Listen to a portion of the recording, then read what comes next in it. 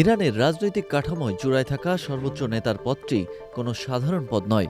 ১৯৭৯ সালের ৩রা December Ayatollah খোমেনির হাত ধরে এই বিশেষ পদের সৃষ্টি হয়। আয়াতুল্লাহ আলী খামেনি ছিলেন দেশটির দ্বিতীয় সর্বোচ্চ নেতা, যিনি ১৯৮৯ সাল থেকে টানা ৩৬ বছরের বেশি সময় ক্ষমতায় ছিলেন। এখন তার অবর্তমানে প্রশ্ন উঠেছে, ক্ষমতা কার হাতে? ইরান একটি দেশ যেখানে প্রেসিডেন্টের চেয়েও ক্ষমতাশালী একজন ব্যক্তি রয়েছেন, যার একটি নির্দেশে বদলে যেতে পারে মধ্যপ্রাচ্যের মানচিত্র। তিনি হলেন ইরানের সর্বোচ্চ নেতা। কিন্তু আপনি কি জানেন এই সর্বোচ্চ নেতার ক্ষমতা আসলে কতটুকু? তিনি কি জনগণের ভোটে নির্বাচিত হন, নাকি এর পেছনে রয়েছে অন্য কোনো জটিল প্রক্রিয়া? ১৯৭৯ সালের ইসলামী বিপ্লবের পর ইরানের সংবিধানে সর্বোচ্চ নেতার পদটি সৃষ্টি করা হয়, যার নেতৃত্বে এটি হয়। সেই আয়াতুল্লাহ খোমেনি ১৯৭৯ সালের ৩রা ডিসেম্বর প্রথম সর্বোচ্চ নেতা হিসেবে নিয়োগ পান। আয়াতুল্লাহ খোমেনি ৯ বছর ৬ মাস এই দায়িত্ব পালন করেন। তার মৃত্যুর পর ১৯৮৯ সালে আয়াতুল্লাহ আলী খামেনি দেশের দ্বিতীয় সর্বোচ্চ নেতা হিসেবে নির্বাচিত হন।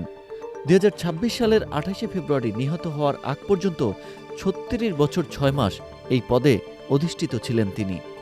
ইরানের শাসন ব্যবস্থাকে বলা হয় ভেলায়েতি ফকিহ বা ইসলামী আইন বিশারদদের শাসনের উপর ভিত্তি করে প্রতিষ্ঠিত শাসন ব্যবস্থা।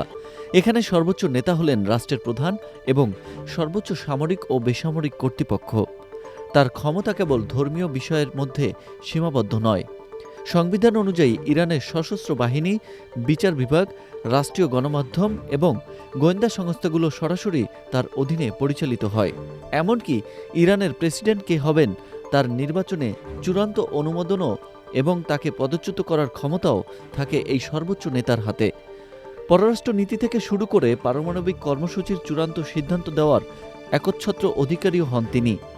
এখন প্রশ্ন হল, এই সর্বোচ্চ নেতা নির্বাচিত হন কিভাবে? সর্বোচ্চ নেতা নির্বাচনের মূল চাবিকাঠি রয়েছে ৮৮ জন আলেমের সমন্বয়ে গঠিত সুপ্রিম লিডার্স কাউন্সিল বা অ্যাসেম্বলি অফ এক্সপার্টস এর হাতে।